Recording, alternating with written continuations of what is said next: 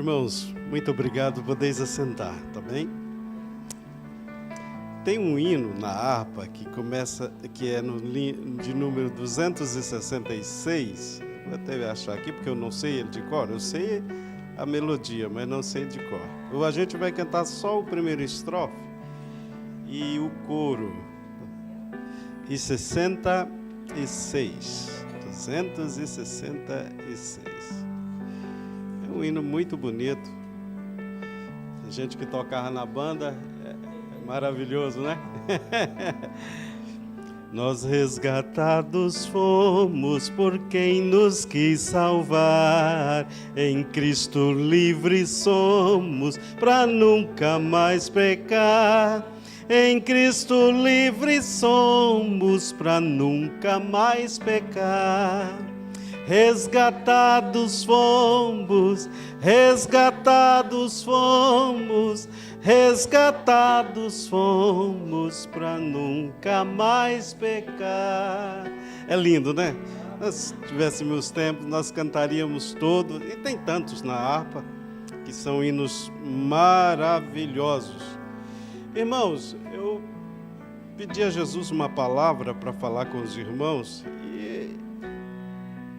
e eu passei a semana falando com Jesus a respeito, e só no final de semana que eu fui conseguir ter algo de Deus para o meu coração. Porque geralmente Deus me dá a mensagem antes de que as pessoas me chamem para pregar. É sempre assim. Brota no meu coração algo e aquilo fica ardendo o tempo. E eu vou lendo, vou meditando. E aí, de repente, alguém chama você e você já está com algo no coração. Mas dessa vez foi ao contrário. E aí o Senhor nos deu uma palavra a respeito do ungido do Senhor. E é sobre isso que a gente vai falar com os irmãos, sobre a questão do ungido do Senhor. A questão do ungido aqui, só para te desmistificar, não trata daquela questão aí, não toque no ungido, que muita gente já ouviu aí, né? Vocês vão descobrir que todos vocês são ungidos. Vocês todos são ungidos. Então, não tem esse negócio de fazer aquela mistificação que fulano não toca porque ele é ungido. Não tem nada disso, não tem nada disso. Se a pessoa estiver errado, pode ser quem for, se o Espírito Santo te usar para corrigi-lo, corrija, com amor, com graça, com sabedoria. O texto que nós vamos ler está em Lucas, no capítulo 14, e esse texto de Lucas, no versículo 4, na verdade, capítulo 4, na verdade, vai fazer menção a Isaías, no capítulo 61. E quem vai ler esse texto é Jesus. Jesus vai ler esse texto de Lucas, no capítulo 4.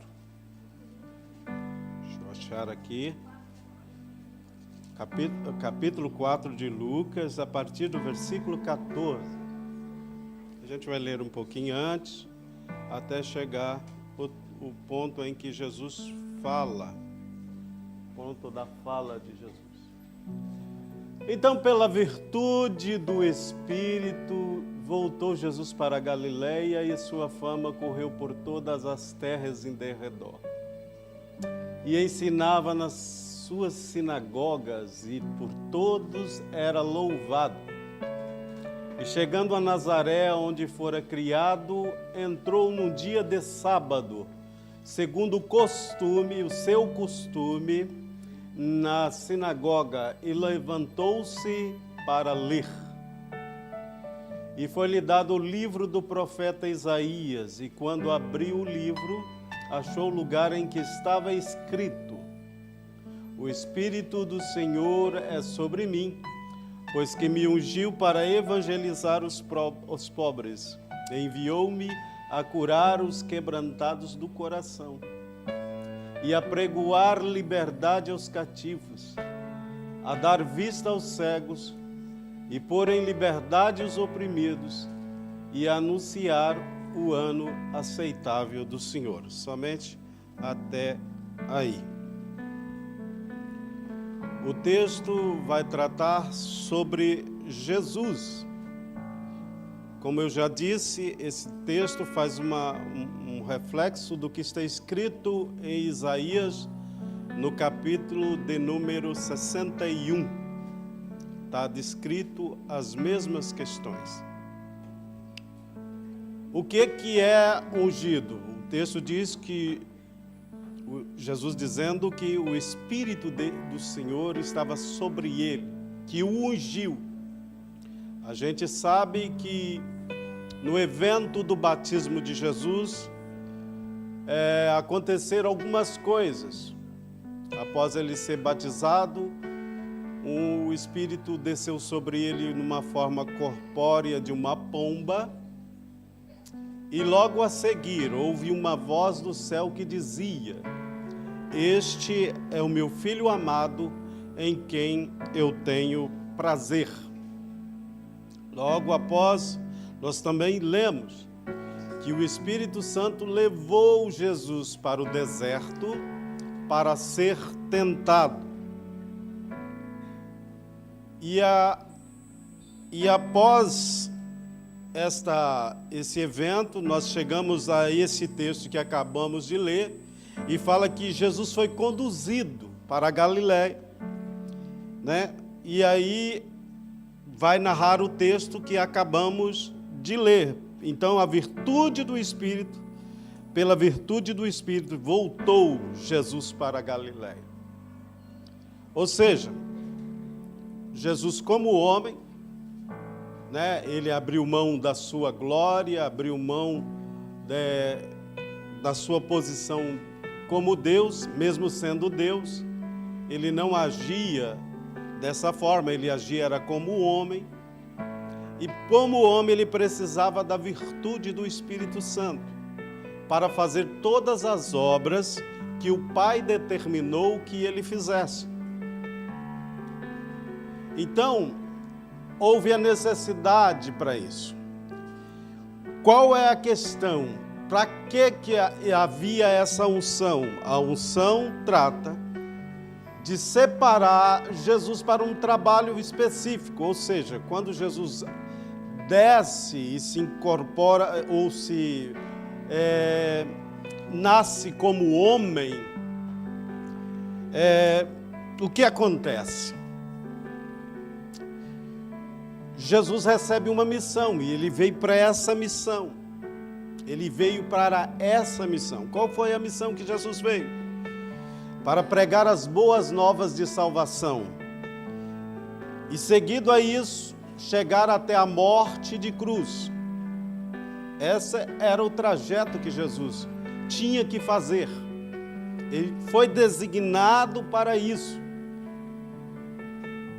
Então Jesus aceitou esse desafio, aceitou esse propósito, aceitou essa missão para ser realizado. Então Deus ungiu Jesus. Isso está em Atos, no capítulo 10, versículo 38, quando Pedro, em sua pregação, ele vai dizer que Deus ungiu Jesus de Nazaré com o Espírito Santo e com virtude. Ser ungido é ser separado para uma missão. É ser designado para fazer um determinado serviço. Existem duas missões específicas. Tem a missão específica, que a pessoa recebe um chamado, e para este chamado, ele vai fazer algo para Deus. E tem o outro chamado, que é o chamado universal, que esse não é para uma pessoa específica, mas para todos quanto foram chamados. Por exemplo, quando Jesus dá aquela ordem, ide por todo o mundo, pregai o evangelho a toda criatura, é um chamado universal, ou seja, um chamado para todo aquele que recebe Jesus como Senhor e Salvador da sua vida. Aceitou Jesus hoje, foi ungido pelo Espírito Santo hoje, que a unção é recebida no ato, no momento, como um selo, como separado para aquilo. Ele aceitou Jesus naquele momento, ele já está apto para poder fazer, ou seja, para pregar o Evangelho. Claro, precisa de aperfeiçoamento, precisa de conhecimento do Evangelho, precisa de crescer nesse conhecimento. Então, o que acontece? Deus ungiu a Jesus, mas essa unção também foi dada à igreja. Paulo escreve ao 1 Timóteo, no capítulo 2 e 7, dizendo: afirmo que vós a verdade, e não minto a declarar que para isso fui designado pregador e apóstolo e mestre dos gentios na fé e na verdade. Em 2 Coríntios 1, 21 e 22, ele diz: Deus nos estabeleceu em Cristo e nos ungiu, dando o Espírito Santo. Ou seja, a mesma unção que Jesus recebeu para realizar a obra que ele ia realizar, também a igreja recebeu. A igreja recebeu essa mesma unção. Não tem esse negócio de unção nova que muitos pregam aí. Você vai receber uma unção nova, né? Não tem nada de unção nova. A unção que você recebeu, ela é permanente. Ela permanente na sua vida. Bendito seja o nome do Senhor. Agora vem o X da questão. Para que recebemos essa unção? Ou para que fomos cheios do Espírito Santo? Assim que aceitamos de Jesus como Salvador, fomos selados, separados. Porque o que faz a diferença entre nós é o seguinte: é o selo do Espírito que está em nós. É o selo do Espírito que recebemos do Senhor, que não está visível, mas o diabo sabe, esse já não mais pertence a mim, já foi recomprado na verdade, foi recomprado por Cristo. Então eu não posso tocar nele, porque ele não mais me pertence, ele pertence a Jesus Cristo. Então ele recebe o selo de identificação, de propriedade do Senhor. Aleluia! Bendito seja o nome do Senhor. Isso é bom demais. Além disso, ainda Deus, pela sua infinita bondade, pega um livro lá e escreve o cidadão lá no livro da vida. O Ageu Barbosa da Silva, irmã Maria, irmão José, irmão Josias, e todos quantos estão aqui, os nomes foram escritos no livro da vida. Aleluia, aleluia, aleluia. Só que nós temos uma missão. O nosso nome foi escrito, nós fomos ungidos. A primeira questão é pregar boas novas aos pobres. E nesse ponto de vista de pregar boas novas aos pobres, revela não a questão só da pobreza espiritual, mas também das pessoas que são pobres, financeiramente falando. Bendito seja o nome do Senhor. Portanto, o Senhor tem cuidado com aqueles que estão passando por dificuldade financeira. Deus também tem um olho voltado para eles. Nós citamos hoje aqui na escola dominical, e repito novamente agora, Deuteronômio no capítulo 15, o versículo 11.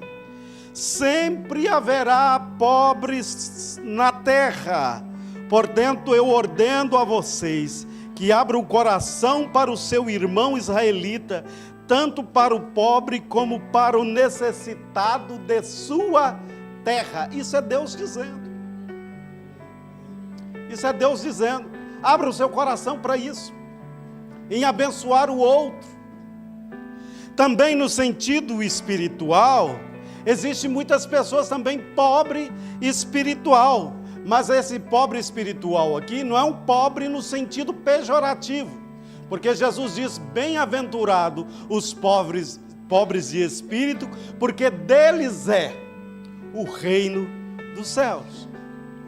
A pobreza nesse sentido aqui é aquele que se esvazia de si mesmo. A pobreza no sentido espiritual aqui é aquele que se esvazia de si mesmo e se entrega por inteiro a Cristo, para fazer a sua vontade. A sua família já não é um problema para ele fazer a vontade de Deus. Os seus bens já não é mais um problema para ele fazer a vontade de Deus. Até a sua pobreza também não é problema para ele fazer a obra de Deus. Porque ele se esvazia dessas coisas dessa vida e abre o seu coração para fazer exclusivamente a vontade de Deus.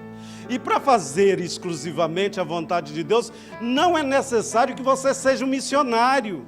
Não, você só precisa ser cristão. Bendito seja o nome do Senhor. Então, aqui já traz uma lição para nós, porque nós somos apegados às coisas dessa vida. Eu, você, todos nós temos algum apego com as questões dessa vida.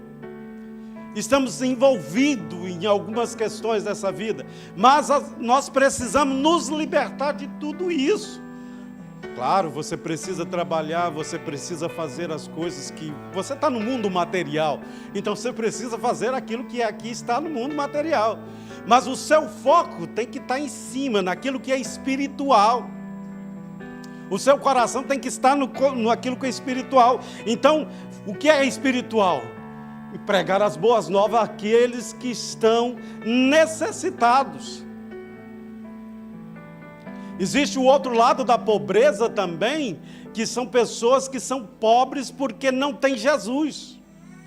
Tem tudo, mas não tem nada. Lembra daquele corinho? Quem tem Jesus tem tudo, quem não tem nada.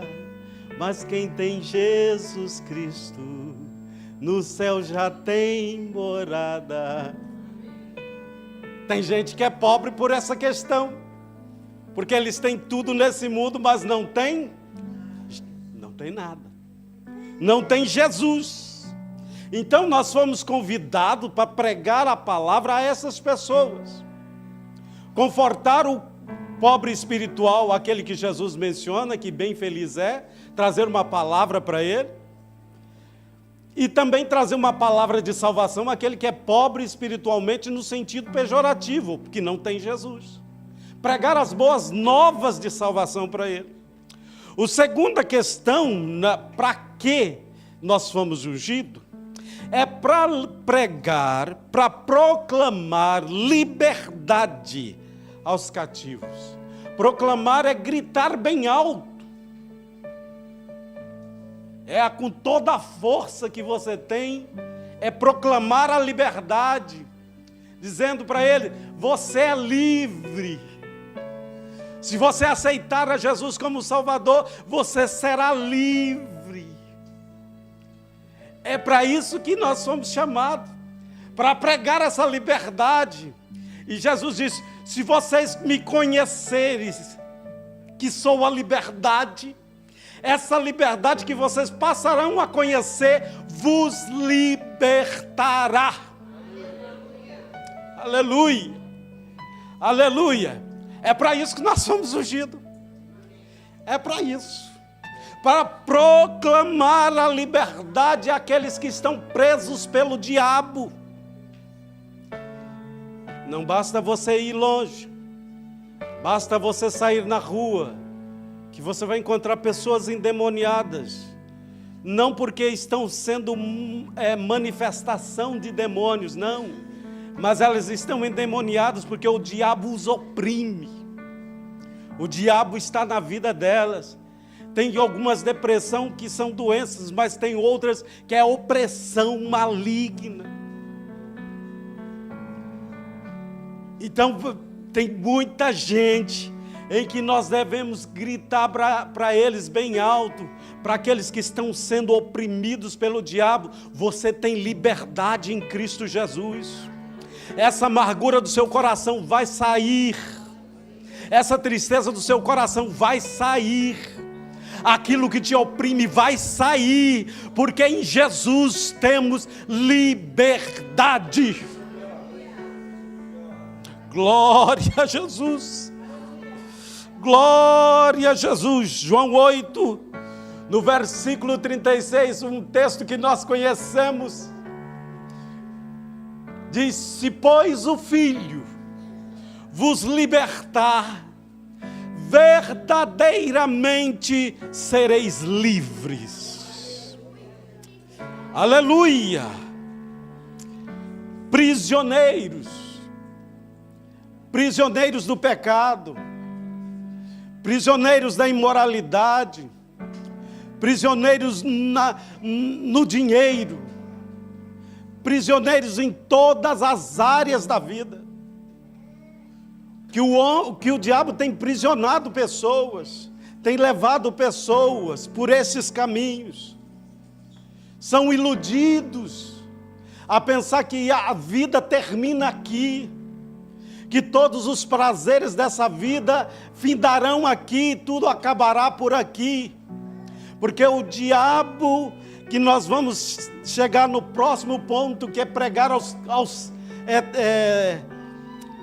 curar aos cegos, recuperar a vista dos cegos, que nós vamos chegar nesse ponto, que o diabo desse mundo cegou o entendimento dessas pessoas, que eles não conseguem ouvir as boas novas, eles não conseguem entender, porque somos felizes sendo crente. Eles acham que nós é que somos aprisionados, porque nós não bebemos, porque nós não fumamos. Eles acham que nós que somos prisão, porque nós somos proibidos de fazer. Não, nós não somos proibidos de beber, de fumar, de fazer o que quiser fazer. Nós não somos proibidos. Dentro da lei nós não somos proibidos. Mas podemos fazer tudo. Nós não fazemos porque nós não queremos fazer. Nós não queremos estragar a relação que nós temos com Jesus Cristo. É isso. É uma decisão nossa. Depois que aceitamos Jesus como Salvador, nós abandonamos o pecado por livre e espontânea vontade. Ninguém nos obrigou a nada. Agora, por amar a Jesus, nós decidimos.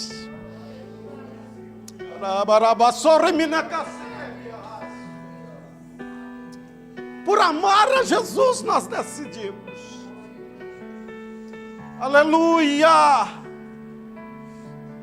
E a nossa função, por ter recebido esse benefício que é a graça, favor imerecido, fomos ungidos para isso, para pregar as boas novas, libertar os oprimidos, recuperar a vista aos cegos, ou proclamar a liberdade, recuperar da vista aos cegos. Isso aqui não fala só do fato espiritual, mas do fato também material. Jesus curou muita gente da cegueira física.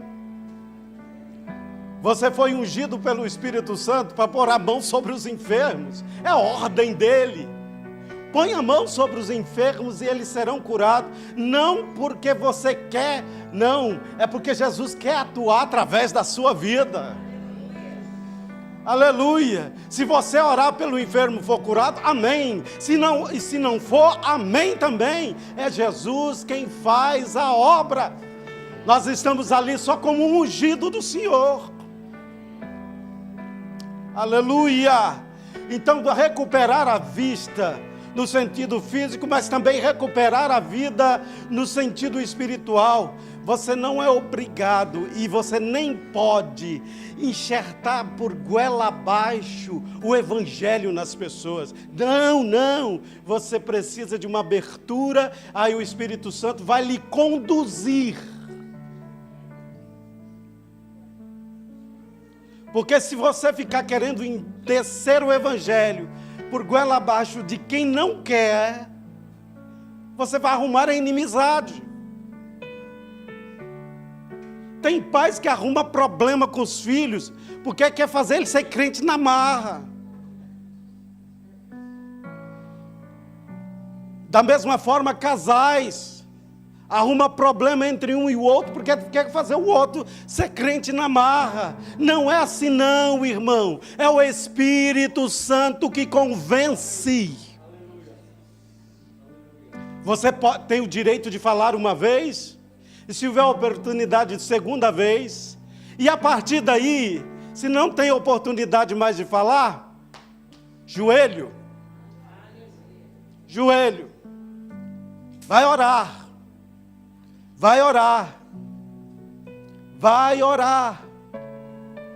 e apresentar a Deus a pessoa que você quer que ela seja salva, para que o Senhor quebre os comichões no ouvido, para que o Senhor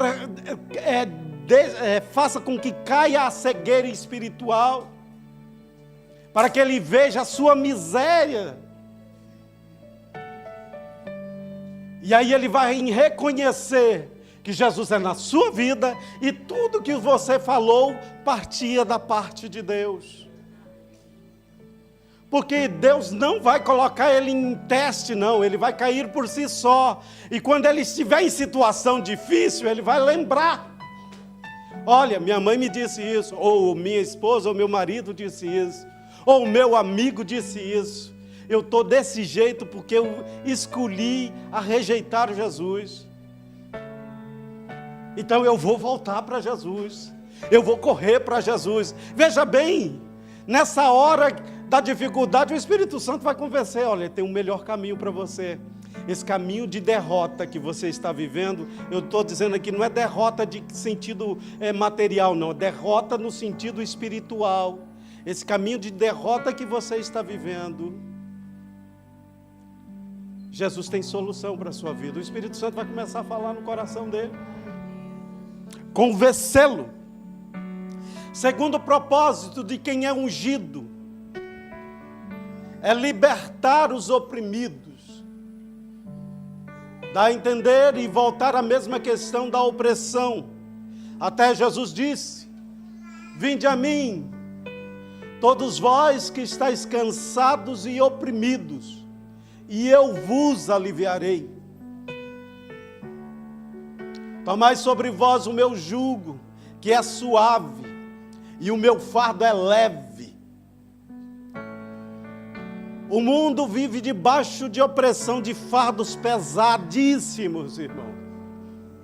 Quando eu falo mundo, eu estou dizendo das pessoas. Talvez elas não representam com a sua face. Mas esses dias eu vi uma mulher, uma senhora postou um vídeo de uma mulher que é até bem de aparência, bonita mesmo, parece uma modelo.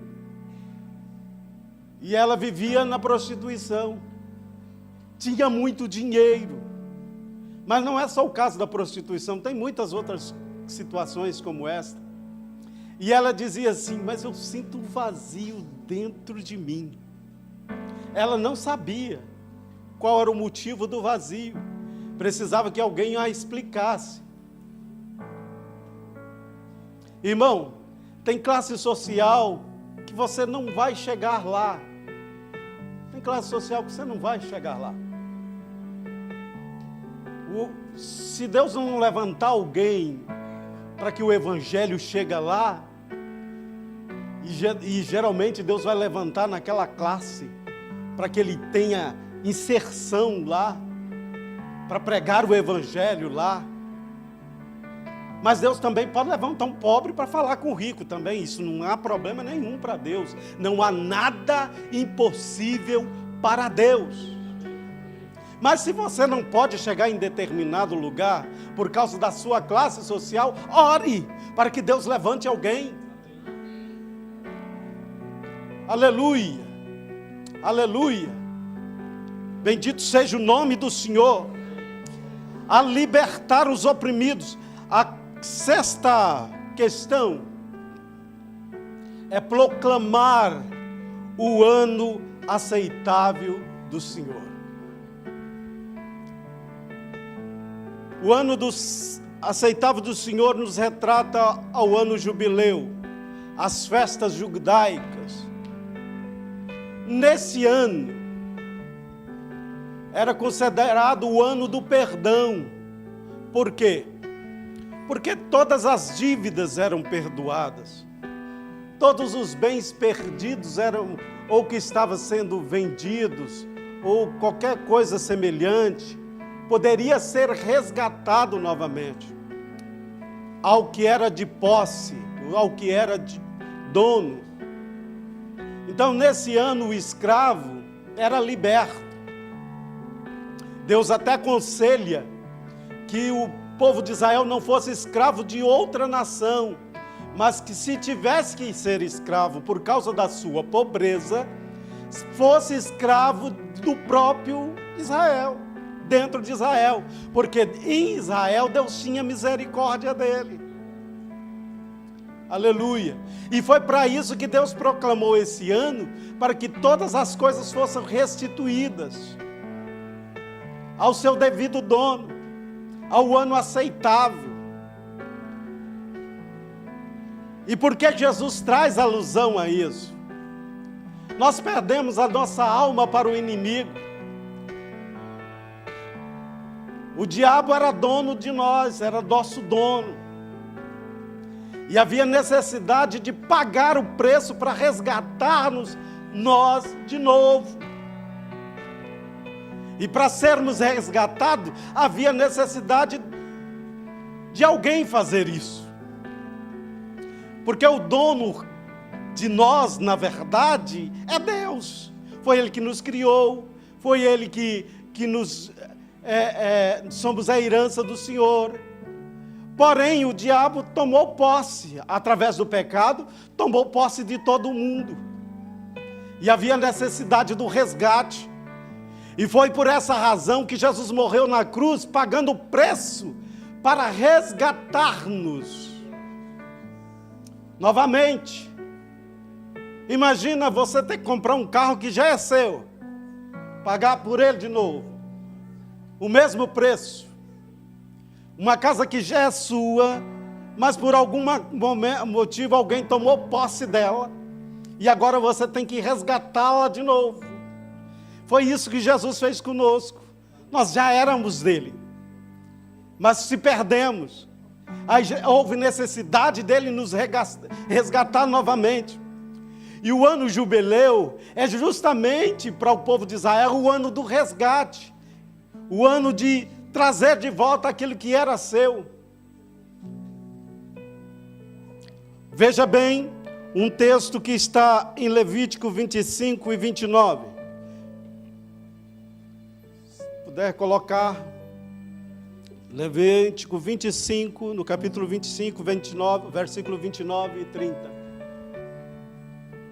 Isso era no ano jubileu. E quando alguém vender uma casa de moradia em sua cidade murada, então a pode resgatar até que se cumpra o ano da sua venda. Presta atenção nisto. Durante um ano inteiro será lícito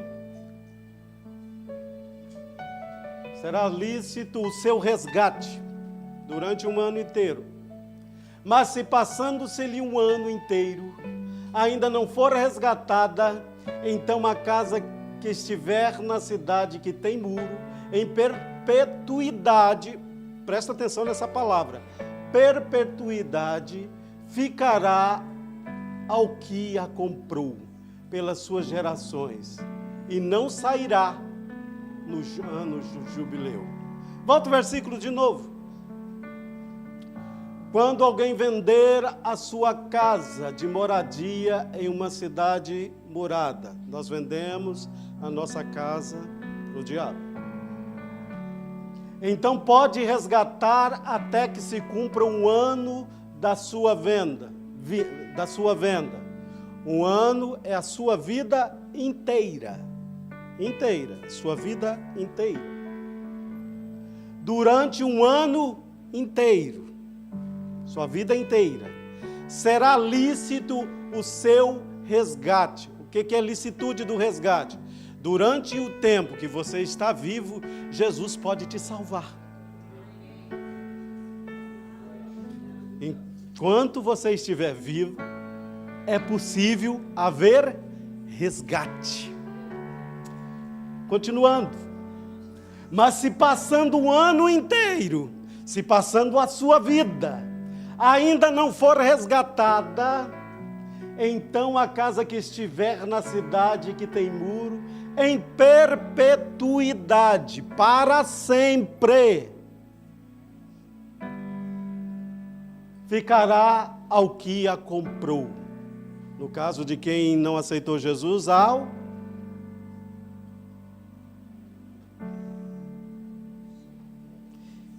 proclamar o ano aceitável do Senhor.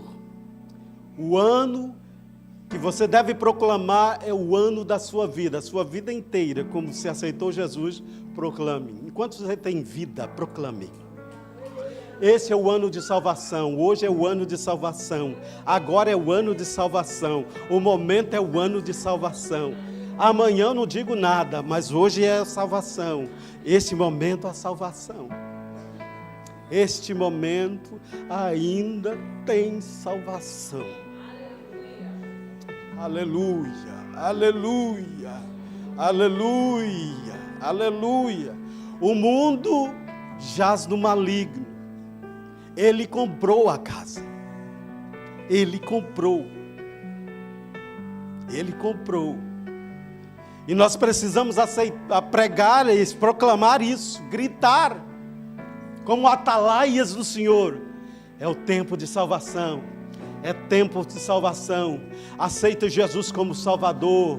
É hoje, é agora, é o momento. Temos que proclamar, irmão. Antes que o tempo passa, porque depois que passar, não haverá mais resgate. Se colocamos em pé, em nome de Jesus.